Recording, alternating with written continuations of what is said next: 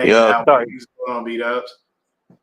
Sorry it took so long, man. I was setting up the YouTube channel real quick. It's all right. It's all right, man. Yeah, man. So we had a fantastic game yesterday. It was a blast, and to be there in person is always fantastic. It's great for the camaraderie, and what I'm saying, just to see all of the 49er fans just there, man. Like the tailgates are crazy. So if you ever go to a game in Arizona and you want to tailgate with any of the Niner chapters, because we travel, we travel well. Always go to the yellow lot in Cardinal Stadium. That's literally our lot. Like everybody at Cardinal Stadium, like that's a Niner fan. We were all over there, man. AZ Niner Empire, 408 Faithfuls. We had the Texas chapter out there, bro. There was so many people. Like you got to really be there to actually like get the real feeling of it. But it was a fantastic thing, man. You know what I'm saying? And I know when we're at home, obviously, what I'm saying, we everywhere, we do all the things that we do. But when it comes down to it, man, there's nothing like going to these games and being out there with the faithful and just, sharing that happiness and that joy when you get a win. You know what I mean? So it's definitely fantastic. You know what I'm saying? Have you ever been to an away game, B-Dubs? Surprisingly, I haven't. Okay, man, you gotta go to an away game, bro. Like it's so crazy how deep we are and how hard we take over. Like it's insane. You know what I'm saying? Like Yep. Like walking through the stadium, I'm looking around like, here we go again. Where are these Cardinal fans at? So I was up in the nosebleeds, probably not too high. I wasn't all the way up there, but I was up there. But the beauty is where I was. I think I was on like the 30 or the 40-yard line, and it gave me a great view because I had a broad view of the whole stadium. So it wasn't as if I wasn't seeing everything. I just was in the perfect spot. I was on the home side. I didn't get a chance to be on the visitor side. Home side costs a little bit less, so I sit where I sit. Okay, unless you gonna help your boy out, you know what I'm saying. With that, then what I'm saying, I'm gonna sit where I sit. But the beauty is still it was a fantastic game. You know what I'm saying? The other thing I do want to say is thank y'all so much. Thank y'all to any and everybody who watches me, man. Your boy finally hit that 600 subs mark. It feels good, man. You know what I'm saying? I'm on 6. Now I just got to keep building, getting to 7, and you know what I'm saying, so on and so forth. But thank you to any and everyone who watches me, who pays attention, who subscribes. I really appreciate that, man. This is a passion of mine. That's why you see me here week in, week out, giving you shorts, giving you lives, you know what I'm saying, and doing the things that I do. Lots of times you're going to see me right here with this guy, with my boy Brandon, you know what I'm saying, from the Forever Faithful podcast. But it's fantastic that we were able to go out there and get this win. What did you think about that opening run back by Sky Moore, though, man? Tell me how you felt on that one. Bro, honestly, man, I was watching it, and the kickoff happened, and then fucking that motherfucker had me jump off my seat because we haven't seen this shit in 14 years, man. I mean, if that motherfucker scored, yes. Like, it was great, man. It was good to 14 see. years of never having to return for a touchdown. It's crazy. Yeah. I think the last one was Ted Ginn, if I'm not mistaken. Yeah. And we all know Ted Ginn was a ridiculous returner just in general in the league. Like, that man had speed. Ted Ginn had what we call in the track world God-given speed. That you ain't born with that. When he was delivering, he was probably the easiest delivery for his mother if she has more kids than just him. I don't know. He probably just ran out. And the doctor was like, what's going on? Yeah, well, clean him up and put a diaper on him, but he's going to It looked like, too, that I think he started to run out of gas, too, at the end there. I think that's why he didn't make it all the way. Yes. But it was because he had to kind of go at angles. And when you have to keep cutting, it slows your speed. So when you got to keep cutting, and when you see, it's like it's home. It's right there. But you're like, I just got to do what I got to do. But fantastic return by Sky Moore, man. You know what I'm saying? Great game from everyone. You know what I'm saying? There was a little bit of trepidation on Purdy, you know what I mean? But he came out there and he did what he normally does. He showed up and showed out. He did have 2 bad passes, though. And that's one thing I do want to talk about. Like some people will, just see that he was back and we won and everybody is all, happy. But we got to be, we got to be honest here. And I'm always honest on this channel. He had a bad throw to Pearsall in triple coverage in the second quarter. That was just an ugly one. Both of his bad throws came literally in the second quarter. It was one to Pearsall, and then there was another one to JJ. When it wasn't Juwan Jennings. He did have a bad pass to JJ because he threw it kind of like right in front of him, and the guy was on him, so there was no hope for that. And then when he was right before the end of the first half, he was running, and he could have possibly tried to just run for the first down or run out of bounds, but he tried to loft it to Demarcus Robinson. And when he did that, Demarcus Robinson had to turn from wide receiver to DB to knock that ball down, because if not, that's an interception. So it's definitely something that we got to make sure we clean up and work on it. I'm sure he'll see those throws and be like, okay, I probably should have done that. But, these are things that we always have to talk about once again, because we always want to give a broad spectrum of what's going on, rather than anything else. So when it comes down to it, man, we had probably one of the most balanced games that we had. We threw the ball 26 times. We ran the ball 25 times. That's how you win. You see what I'm saying? Like, you balance the game plan out so it's not too heavy on one person, not too heavy on the other. Everybody does what they do. So with that, man, just these plays in real time, it's so much better. Like, going to a game is so much more fun. I was able to sit next to 3 49er fans, one of them who traveled, to come to this game, coming from California, coming to Arizona. Guy wants to see, he said he's trying to hit every stadium, in the NFL, which is definitely a cool accomplishment. It's a nice bucket list type of thing to do, hitting different things. But when it came to this game, man, outside of probably about those 3 throws, Brock was pretty good. He did very well. When you take a look at just the numbers and figures of what happened there, it was definitely a beautiful thing. You got Brock Purdy 19 to 26, 200 yards, 7.7 yards, 3 TDs, no interception. He was only sacked once. And the number one thing I want to say is the line did such a fantastic job with their blocking. They did really good with their blocking for once. I mean, in this, honestly, go ahead. Real quick, D. There was actually one play I saw on X, looking back, where Kibitz gave up that sack on Purdy, where basically Kibitz gave up a nice Purdy to Pearsall touchdown play. If fucking Kibitz could hold this guy, that would have been a touchdown in the backfield, in the middle of the field. Yep. Yeah, and sometimes that happens, you know what I'm saying? You're never going to get a perfect game out of an offensive line. It's extremely rare when the quarterback comes away completely unscathed. But in this game, it was definitely a fantastic thing. When you come down, you take a look at it. Christian McCaffrey, 13 carries, 81 yards. His longest run was 20 yards. He averaged 6.2 yards a carry, and he had 2 TDs rushing. Christian McCaffrey went off. There was no stopping him in this game.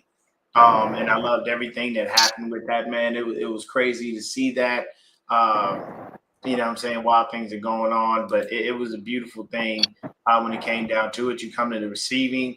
You got George Kittle, 6 catches, 67 yards.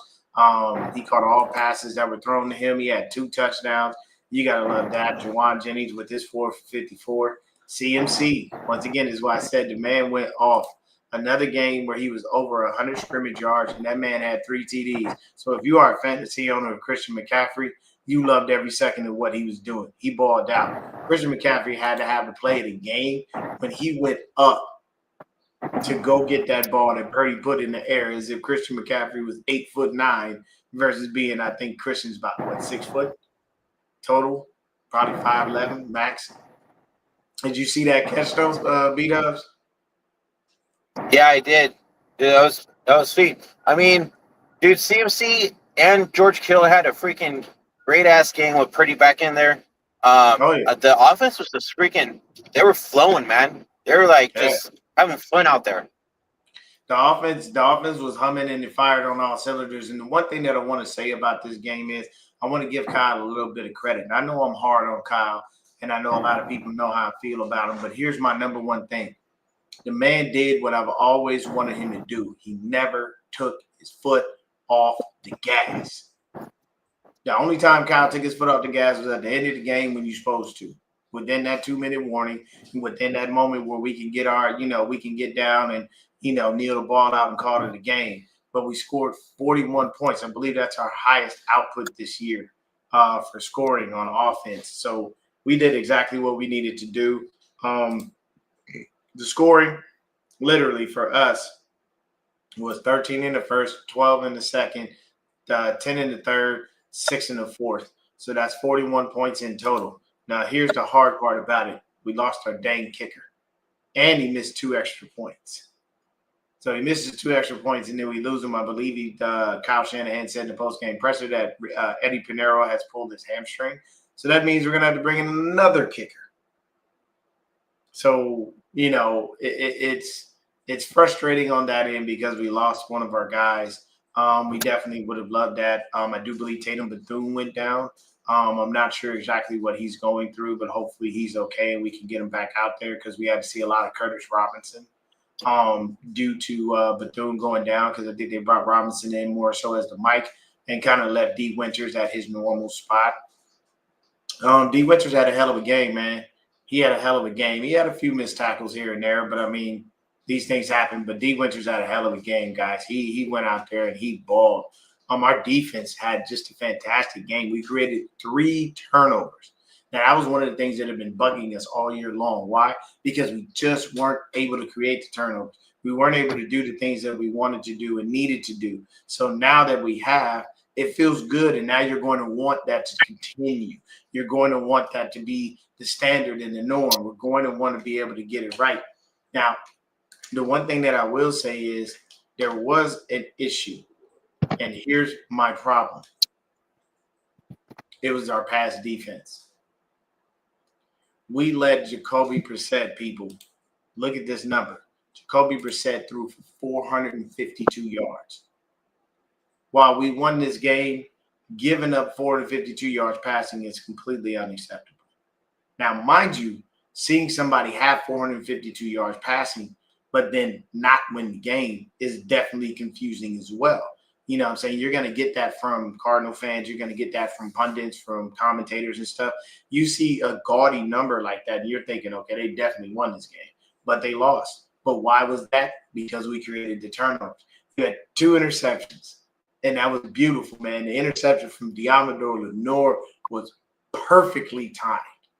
What did you think of that interception, man? That interception was fantastic. Dude, so Demo fucking first off, he bounced back from, I think it was the previous play where he led who was it? Wilson. Michael Wilson. Who was he covering? Yeah, Michael Wilson. Mm-hmm. Yeah, he basically he let that guy run all over him, bro. Mm-hmm. Mm-hmm. You know, so him reading that next play though and getting that pick, that was beautiful. And then going down to about the 20-yard line or so. Yeah. Freaking good read by Demo. Props to him. Gave us great field position too for the offense to go ahead and score again. Yep. And then talk about as well too is defense making that fumble, bro. Before the end zone. Man, got this out. Young kid coming in, making plays. That was the perfect thing. And I think a lot of what that comes from is that is literally the jersey I was wearing, man. I had my my Fred Warner rivalry jersey on, man. It was crazy, bro. Like I had that one on, and then there was a bunch of people with the rivalry jerseys and everything like that, man. It was just beautifully done. You just gotta love every second of it, man. I went there, and had a blast. Diamador Lenore with his interception. That was fantastic, man. That was perfectly timed. You couldn't get enough of that. Shout out to Keon White on the fumble recovery. I'm starting to like this kid. Keon White has been showing up for us and showing out. He's been looking pretty good coming off that edge. You know what I'm saying? So maybe it might be just another situation where, hey, the power of Salah and Kaseric together, finding these reclamation projects as players and saying, hey, here we are. Mm-hmm. This is what it is. This is what we're doing. So I can't be mad at that at all. The beauty is that when it comes down to this game, we had those 2 interceptions. Deommodore Lenoir and Malik Mustafa, having him get a pick, it was great. You know what I mean? We did everything that we needed to do, offensively. When you look at it once again, Juice was involved. You know what I'm saying? And every time Juice caught the ball, all you heard was Juice, like the whole stadium. And I'm sitting there. So I'm here. I'm sitting there. There's like 3 49er fans to the right of me. And then pretty much all around us are Cardinal fans. And, every time we're scoring, they're just quiet. Anytime they do something, they loud. Every time we score, they get quiet again. You know what I'm saying? They were cool. But there are definitely some things. Hey, Jingalingo, it's great to see Brock out there looking like himself. Yes, sir. Yes, sir. He'll work, you know what I'm saying? He'll work himself back into it. But Brock Purdy, 19 of 26, 200 yards, passing, 3 TDs, only took 1 sack. CMC leading the way. But look at this. This was another thing I wanted to touch on. Look at that. CMC 13 carries. Brian Robinson 8. That's the split we're talking about, people. This is what we want. We want more of this to be able to balance it out. The less tread that Christian McCaffrey has rubbed off of his tires, the better it is for us if we possibly sneak into the playoffs. Because the playoff picture has now been updated with all of the games that happened yesterday. We're in. We're in the wild card spot. Technically, we're in. So, once again, I've said this before. I'll say it again. B-Dubs, what does Kyle Shanahan do when he goes to the playoffs? Where is his last stop? NFC Championship? Always. So, I'm not stating this team can do that, but anything is possible. You never know, man. You never know what's going to happen. So, anything's possible. Yeah, the beauty of this is, man, it's another win. It's a division win. So now we can sweat the Cardinals. We're done with them. Move on. We're done. You know what I'm saying? We went 1-1 with the Rams. If we can get this next division win over the Hawks, that's better for us. Because then that means, hey, we went 5-1 in the division. Can't be mad at that. Yeah. You know what I'm saying? What's an injured team? With a fully injured team too, bro. Missing superstars. We're not missing basic folks, people.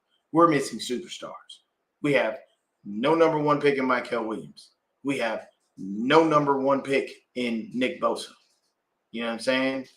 We have no number 1 pick in Brandon Ayuk. Those are 3 superstars right there for our team. And don't forget about big old Fred. He makes Warner, the defense. 4th superstar.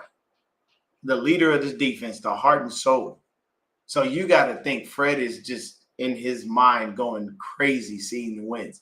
And I know he's happy for us, and I know he would love to be out there. You know what I'm saying? But I can tell you this. If the 49ers make a run to the NFC Championship game, do not doubt Fred Warner trying to show up. Don't doubt that man trying to show up, bro.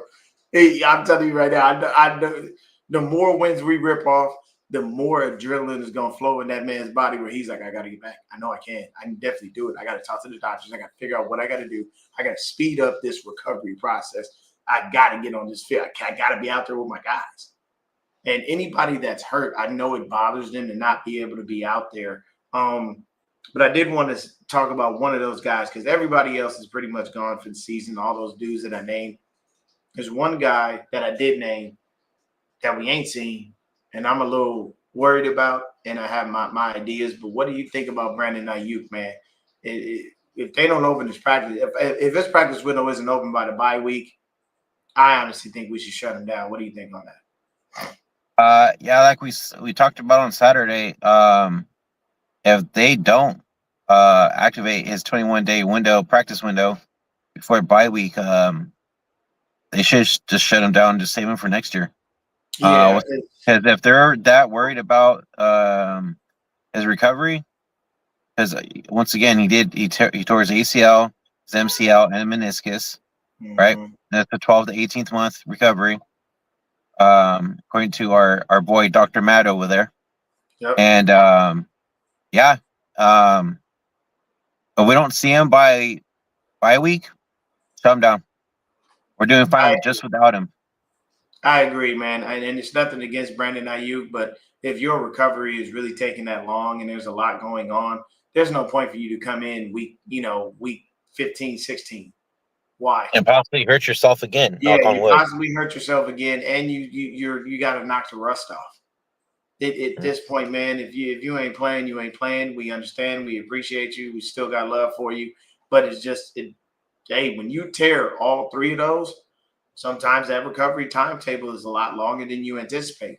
As much as you want to be out there on the field, as much as you've done to get back, sometimes the better thing is to just say, you know what, take the season off.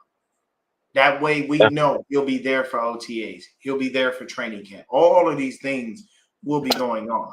So we'll be straight, you know what I'm saying? Because especially after the money that we paid him too. You want to make sure he's 100% full go. yeah, man, because we spent a lot. Yeah, I mean that's what hurt us with the big thing with the Purdy and with with Ayuk was the fact that we just gave these dudes a boatload of cash, and here they are, and they can't even play.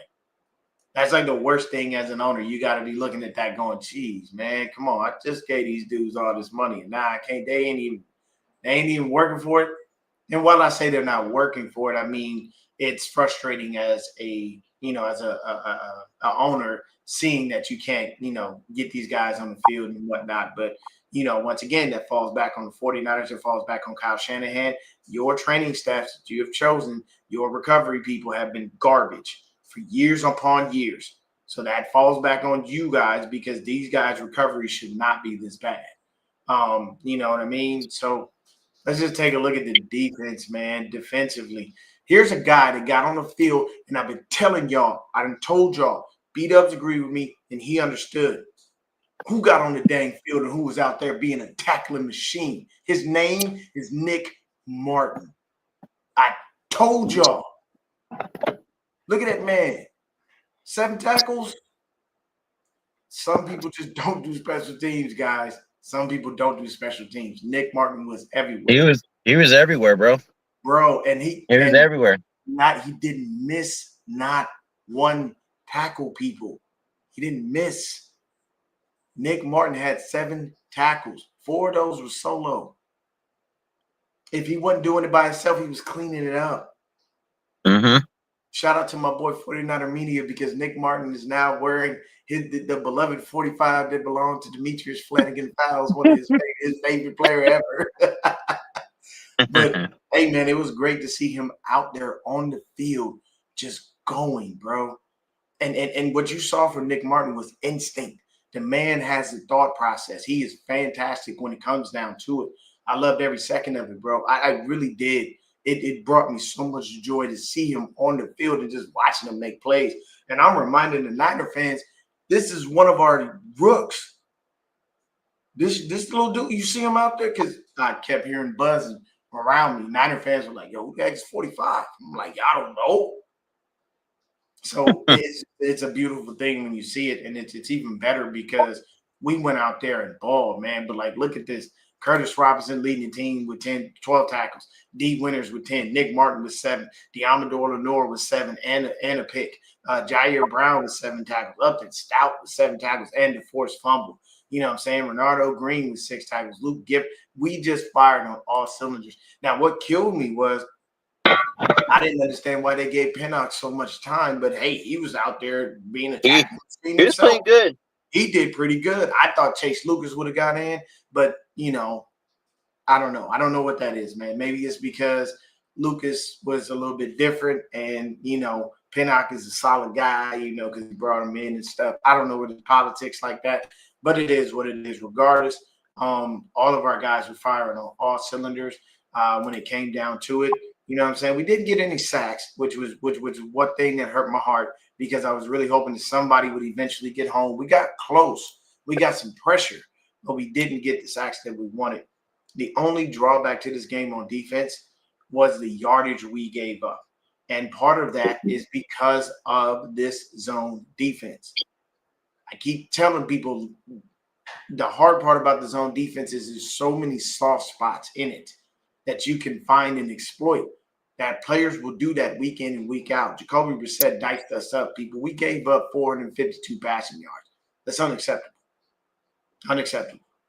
It's a great win. I love it, but there are still things that we always can clean up. And I can tell you right now, 452 passing yards is definitely not acceptable. Well, in any way, I shape, could tell you how that happens when you don't make a lot of pressure on the quarterback. He gets to fucking throwing you all day and doesn't help yeah, the DB back there. it does not, but then at the same time, believe me, I was there at that game. They literally, honestly beat us. They found the soft spots in that zone. They exploited solid zone defense. It was not just strictly on the fact that the pressure wasn't there. A lot of it was literally these dudes finding the right spots. You know what I'm saying? And Yeah. the guys that I was talking about on Saturday when we did our preview show was very simple. There were dudes that we needed to stop, and we did not stop these dudes, and they ate us alive.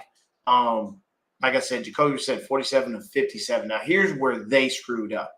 We have one of the worst run defenses in the league. I'm just going to be honest about that. I love my team, but I'm not going to lie. They didn't run the ball. They ran the ball 14 times and threw the ball 57 times.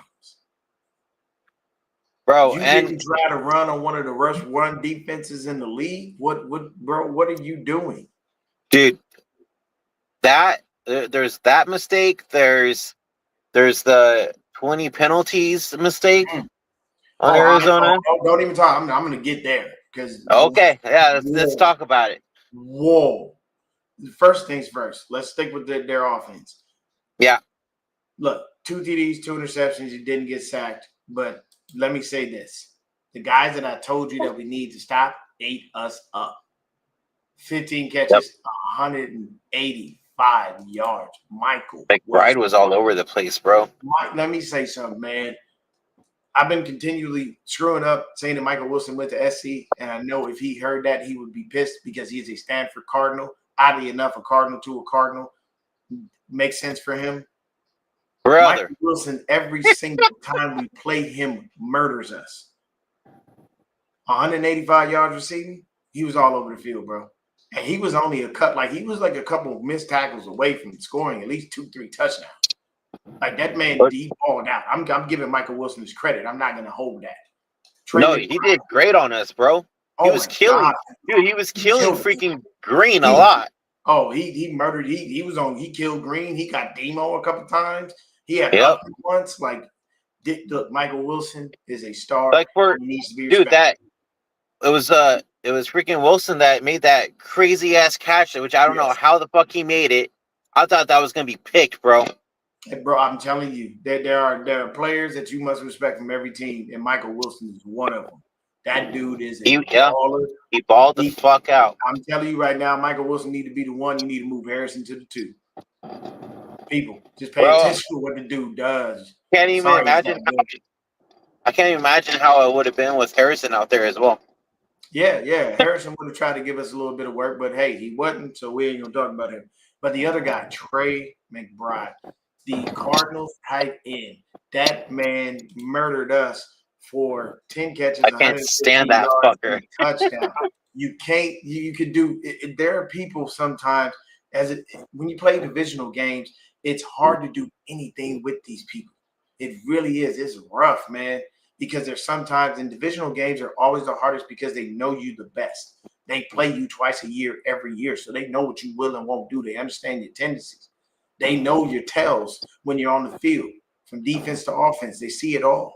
And Michael Wilson just finds a way to eat up the 49ers. I got to give that man his credit. Same thing with Trey McBride. Now, before we get to the deep into the penalty side of things, there was one penalty early in the game on Trey McBride that was complete BS. The man scored a first down and just did this and said first down, and they called it an unsportsmanlike conduct penalty. I found that to be appalling. Don't get me wrong. I'm one of them people, if a penalty is in our favor and it works in our favor and it helps us, I'm that guy. I will take it. But at the same time, I'm a fair person. You can't call no penalty on a dude for doing that because he didn't direct it at anyone. He wasn't even looking in the direction of a 49er player when he did it. He pointed toward the end zone. There was at least one more penalty on him. That was just complete BS. I'm like, what are we doing? The one thing that I will say is that's what killed the Cardinals. That's part of what killed them, bro. They had penalties upon penalties upon penalties. The other guys that did a little bit, of course, you had Greg George. He did a little something, you know what I'm saying? In the run game, Bam Knight was the only person who had a touchdown, but they only had 36 yards rushing. So that's going to boost up our stats for run defense. We're going to look fantastic. They're going to be like, 49ers run defense is fixed because they only allowed the Cardinals 36 yards. Nah, it ain't fixed, bro. They just didn't try. So you come down, you take a look at them on defense. Cody Simon was their leading tackler with 12. Of course, Buda Baker right up there with 8 of them. Not much from them. They had 4 passes defense. Of course, you come down, you take a look at the kicking. Eddie Pinheiro 3 for 3 on his field goals. He was 2 for 4 on his extra points, but now he's out with a hamstring injury, so we'll bring in somebody else.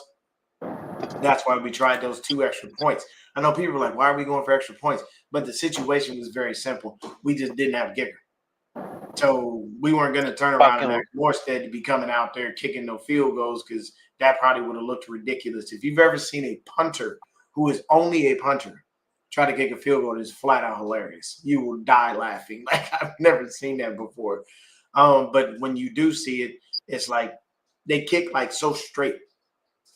And kickers don't kick like that. They kick in a different way. You know what I'm saying? I kind of worried about that shit though, because hamstring injury, dude, he could be out for a good couple of weeks.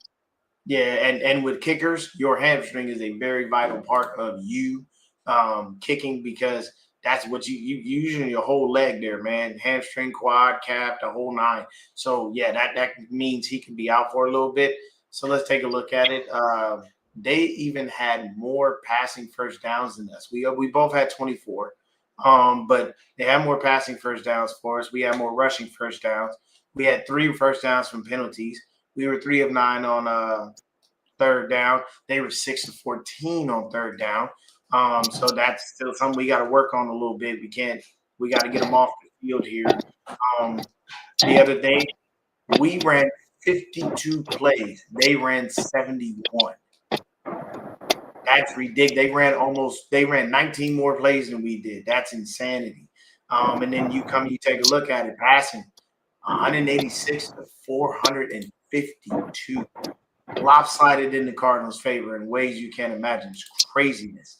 And then you come in, you take a look at it, and you go ahead, 281 total yards. They had 488 total yards. So they basically had us in a lot of these different categories, completion percentages and stuff like that, things like that. But here is where everything fell apart for them. We had 1 penalty for 15 yards.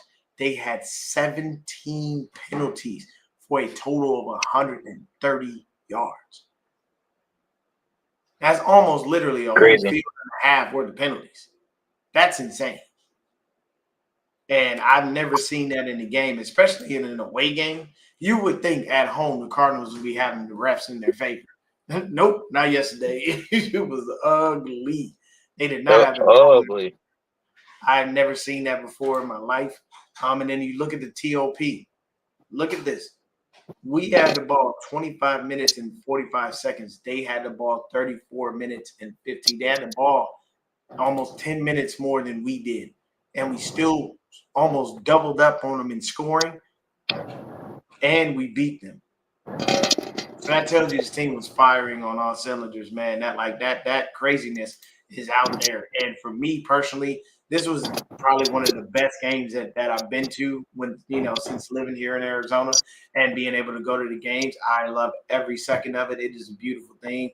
I have never in life seen, us run it up like that where we just blew a team out. And my thing is keep doing it. Don't give them any reprieve. You know what I'm saying? I'm a big Pirates of the Caribbean fan. Love all of the movies.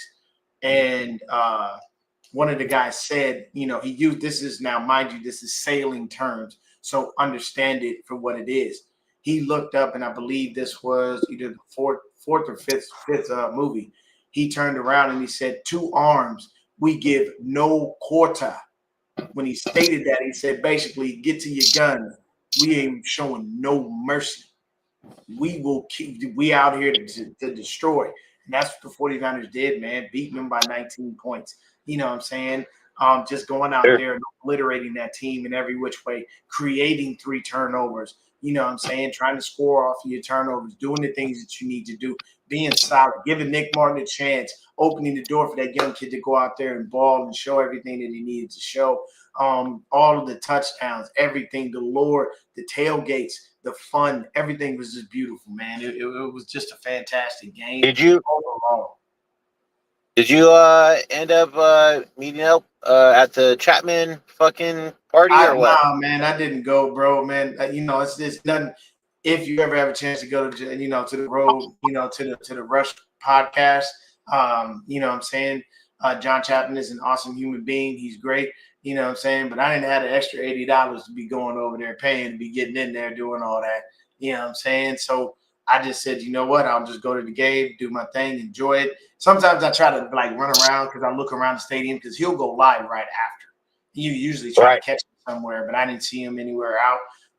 It was just a beautiful thing, though. You know what I'm saying? Shout out to John Chapman and all the great work that he does with the 49ers Rush Road podcast, you know what I'm saying? And being at these road games and showing up and showing out, being that constant traveling factor for us as Niner fans and the representation of, the great things that we do. You got to love what he does, man. I'm going to make it to one. I'll probably, you know what? I'm going to plan next year. Next year, John Chapman, you will see me. You will, you know what I'm saying? I'll be there. I'll be able to get in touch with him, man, to see how he's doing. He always shows me love anytime I shout him out, man. He always does. So shout out to John Chapman and everything that he's doing. But yeah, man, this game overall was probably the best game of the season for us.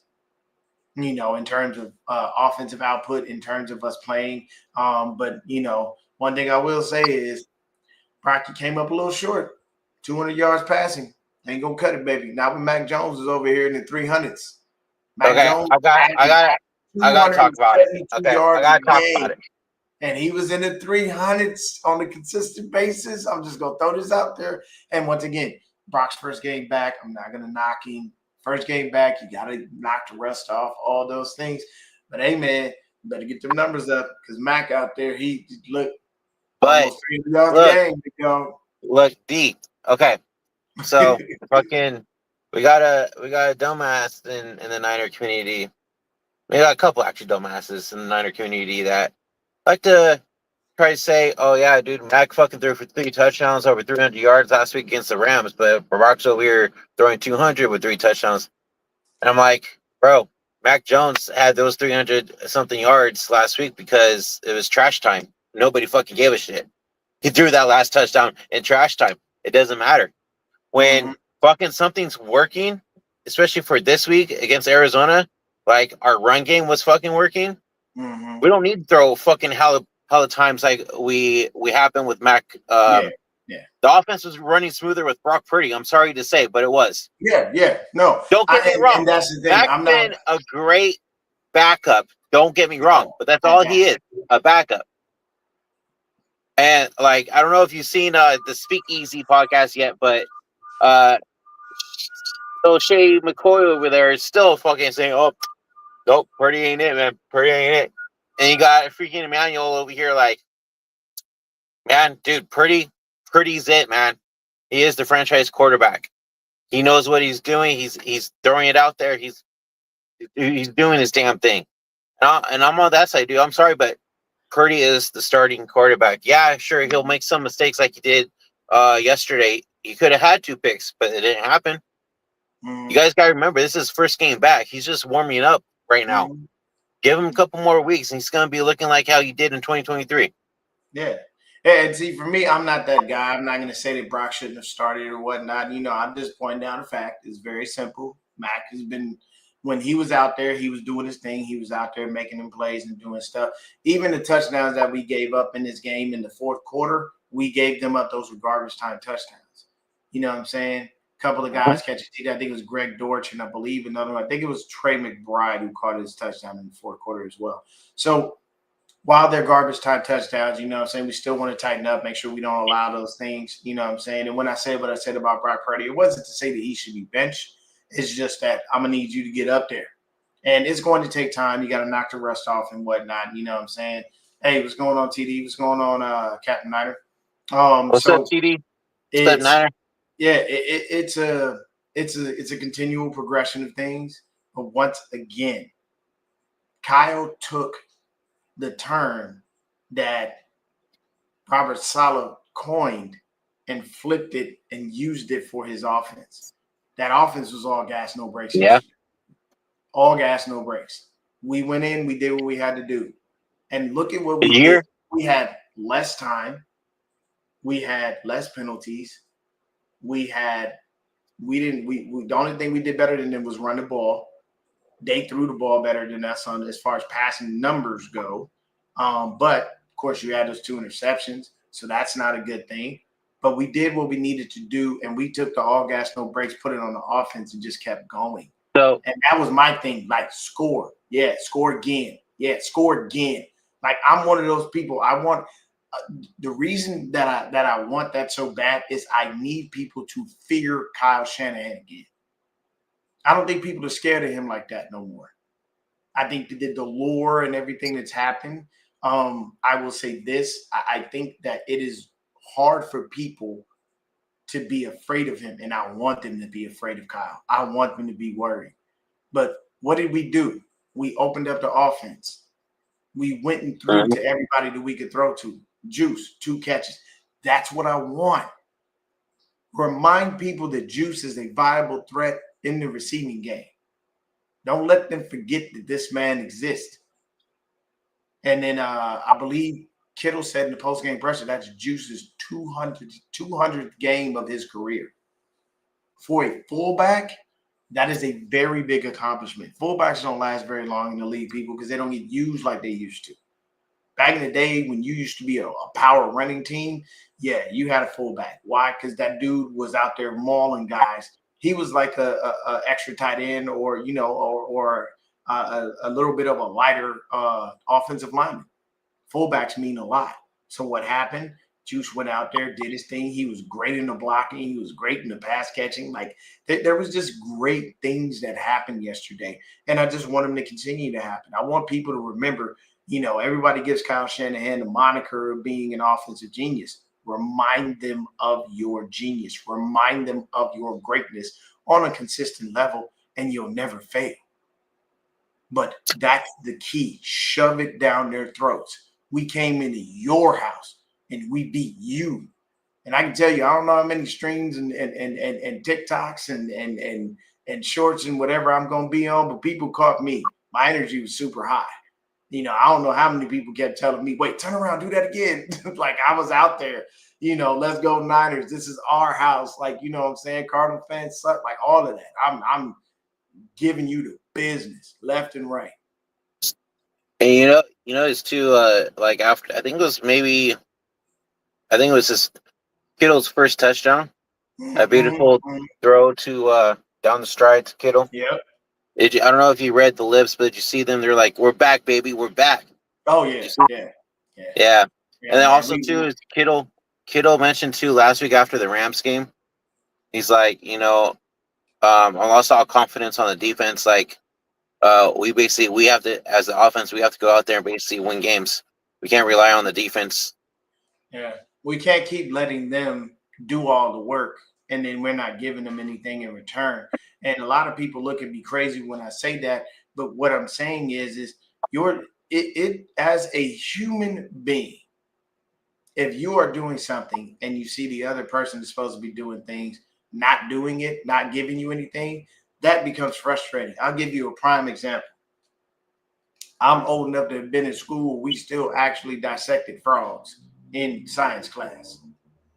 I had a girl that was with the girl that was supposed to be my lab partner, and she couldn't dissect a frog. It freaked her out. She couldn't do anything. And I'm sitting here like, so I'm about to do all this myself? Come on, man. Like, just do what you got to do. What happened? She went up to the teacher, told her she couldn't do it. I told the teacher I better get 100% of the credit for this because I did this. She didn't. And what did my teacher do? Looked at me and did it. But did that bother me that I had to do everything myself? Yes, because I'm relying on someone else to be able to help me get the credit. And yeah, Kittle, 50th touchdown reception in his career, and that moves him into, I believe, 5th or 6th place amongst 49ers all time. So yeah, 5th place. There you go. Yeah, 5th place for QB tight end combo. So that's beautiful. You know what I'm Yep. saying? That means that George was out there doing work. But what I'm saying is when it comes down to that dynamic, yes, your defense at some point is going to start looking at the offense going, man, y'all got to do something, bro. Yeah, you got to help us out. We can't keep just going out here trying to do everything that we can, and y'all ain't putting up no points. This ain't gonna work. Facts. You know what I'm saying? Because the only way we're gonna win games is basically the offense has to carry the team at this point. All facts. Like, I mean, I know way beforehand it used to be the defense carrying this Niner team, but now it's the offense's turn. Yeah. The offense. I mean, the way that they were playing yesterday against the Cardinals is basically how they're going to have to pay the rest of the season. And they're gonna have to just keep turning up left and right, doing everything that they need to do to be able to keep putting out offensive outputs like that. 41 points is fantastic. I love it, man. I need that to continue to happen. I want it to continue to happen, and we got the weapons for it to continue to happen. You know what I'm saying? The final thing I'll say on this game is it was a fantastic win. My voice is damn near gone because it was so I was so hyped, man, screaming and yelling, and we scored so much I couldn't shut up. You know what I'm saying? Shout out to I need to go to the game with you, bro. Oh, bro. Oh, yeah, man. You be looking at me like, yo, man, calm down. No, we don't calm down. We don't calm down. No, not at all. Bruh. You should see me at the games, bruh. Oh yeah, man. I go crazy. It's just my manhood. It's my nature. You know, shout out to my middle daughter. She went to the game with me. Nice. And she sat with like her friends. You know what I'm saying? She went with a couple of her guy friends. You know what I'm saying? You know, I had her jersey because unfortunately she was radicalized. She had a Cardinal jersey.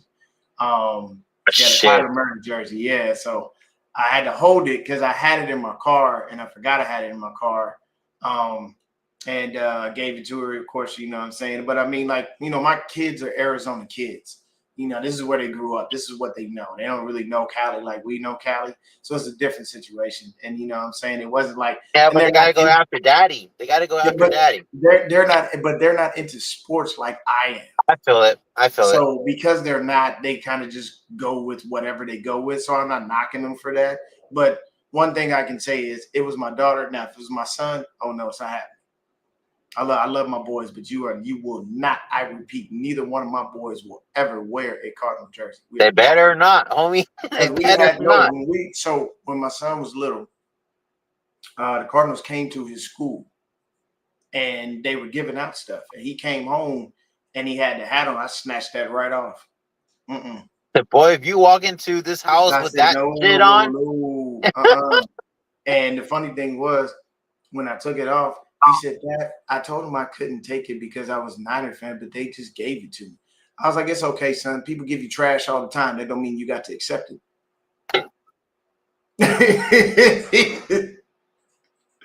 And my ex at the time looked at me. She was like, Deon. People give you trash all the time. Yeah, I looked at her. I was like, I don't care. You know how many people give me crap? I don't care. No, my son will not do that. No, you're not going to do that. You know what I'm saying? Yeah. So, literally, I told him, I said, hey, if you ever want to go to a football game, let me know. I'll get you a jersey. You know what I'm saying? You will not be repping anything but what we rep. My daughter, that's different. That's my girls.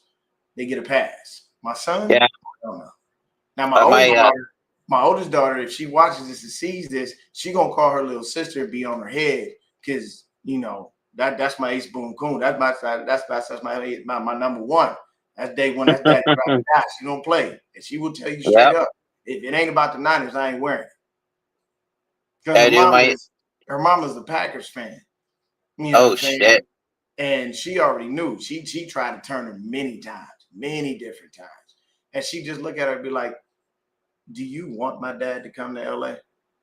Because if you do, you can just keep trying this. I'll tell him he'll come. You know it's not happening. they already know what it was. Yep.